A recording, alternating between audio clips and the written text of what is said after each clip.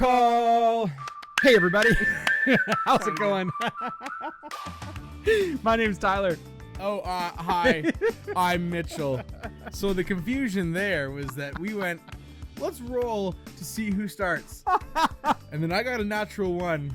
And I got a 16 or 14. And somehow we I still didn't know. waited on you. We're still unaware. Anyway, welcome. Welcome to the channel. My name is Tyler, and I am the Dungeon Master here at Roll Call. And my name is Mitchell. I'm your host who is slowly devolving. We said it really early on. We did. We said it really early on in some of our early video releases that you are going to get the real and raw Mitchell and Tyler every time that we come online. But hey, it's Friday. It's Friday. Yeah, and It's Friday. We're so excited to share our version of Follow Friday. Follow Friday is really important to us. Number one, because you, the community, are important to us. Yep. And we love to acknowledge some accounts that are catching our attention and accounts that we're engaging with. And so today I'm going to start us off. Do it. We are introducing you to a channel called Crowbar Creative, and their handle is at Crowbar Creative. They're a writing, editing, tabletop RPGing, home of Rackham Vale, a fae-filled OSR sandbox setting. And I love what they say. They probably overuse the phrase utility at the table. But honestly, just a really great channel. And they've been super fun to engage with in our chat box a little bit. We're really, really looking forward to checking out some more of their content and also setting up an opportunity to have a phone call or a podcast with them and just share kind of back and forth some experiences and some of the different things that we're learning and they're learning as well. Yeah, we're chatting about getting that done. So excited to make that happen very soon. Yeah. Hopefully. So make sure you check them out. Okay, I have a channel, or not a channel. They're on Twitter. They go by Boar Games, Boar like the animal, BOAR, and their tag is at games_boar, and they are a magnetic. What's the word I'm looking for? Like terrain company. Yeah, so they basically like make terrain pieces that are like magnetic and fit together, and they like produce those and release those. So super cool and fun and exciting looking at their stuff. It's all amazing. It looks like, look at that. That's so cool. Oh, I know. So excited to get you guys to go check them out. I think they could definitely use some love and support that way. And it's such an amazing work they're doing. So that being said, coming out of that, you get a little extra special plug today, Board Games, because we're actually going to be talking about terrain. More specifically, I wanted to talk to you about 3D versus 2D. So virtual screen versus actual built terrain. Okay. So I guess I'll start off by asking, our first campaign that we ever did, not televised or anything. We just had, this is what started this all. 97% of it was all on the screen. Yeah, it was. This campaign, so for our table, if you guys saw, the middle display that has our grid, that actually pulls out and our screens underneath. And we haven't used it once yet in all the videos we've done so far. So I want you to talk me through your transition and your change, what you think you like better about one or the other, and what you think we'll be doing going forward, and why you've done what you've done. Okay, so I mean, it all goes back to the final session of our first campaign. Right.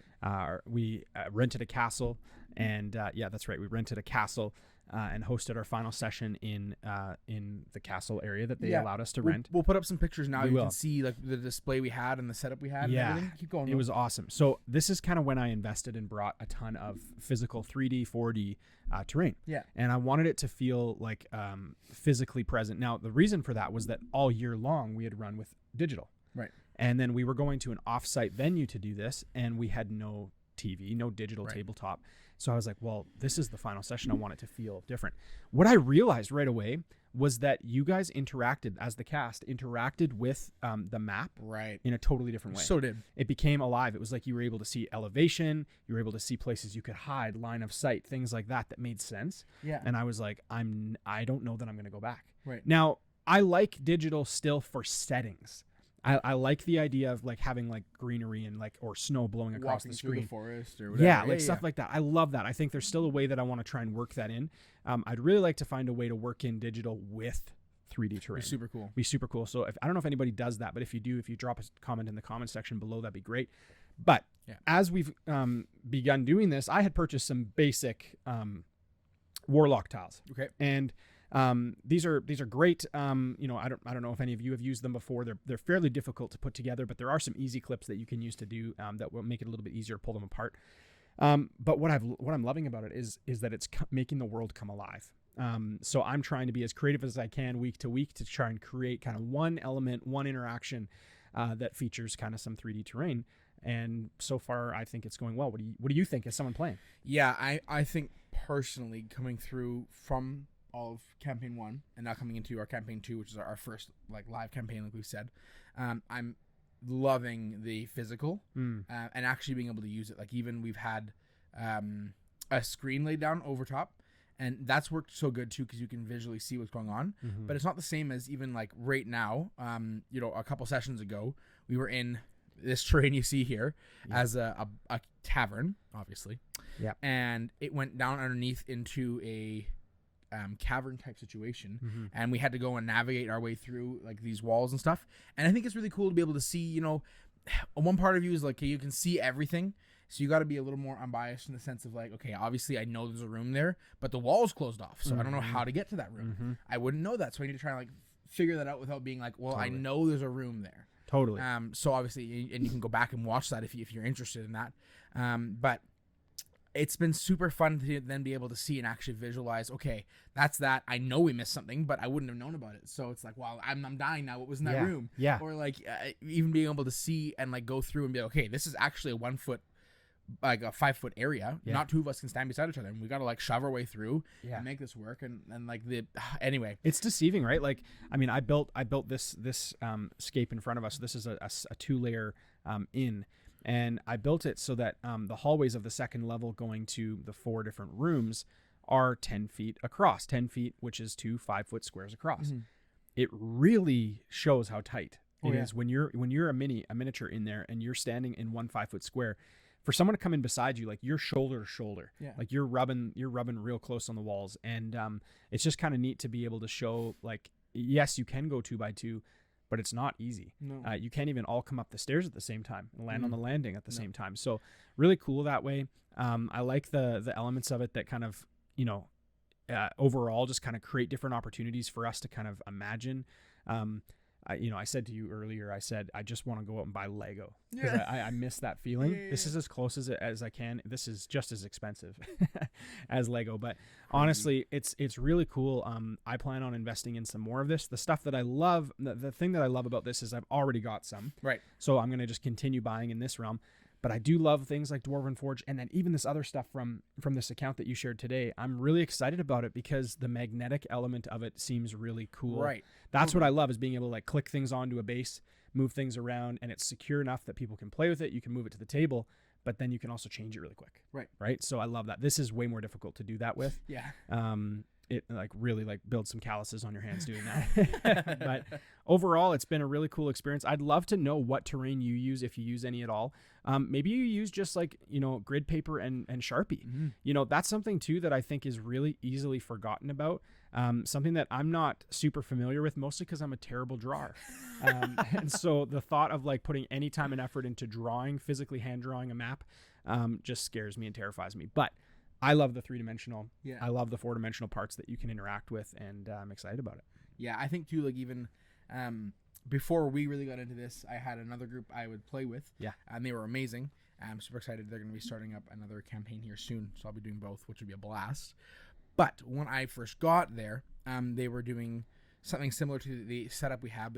They had the grid down. They had and we were moving through it.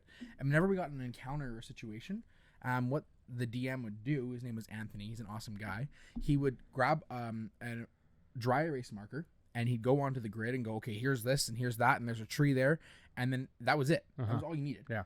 And it was like, okay, now I can visualize it. I can see, you know, I've got 25 feet across. Yep. That's what I can move. This guy's over there. I've got a feeling that I'm stuck in this valley. And it was a cool, like, it's all you needed sometimes. It doesn't need to be anything fancy. It doesn't need to be anything you spent money on. Nope. It's just as an encouragement to everyone out there. You don't need to be super fancy or super extravagant to make the experience still a fun time. Absolutely. As long as whatever you need to do to paint that mental picture for your players, that's good enough. That's all you need to do. Yeah.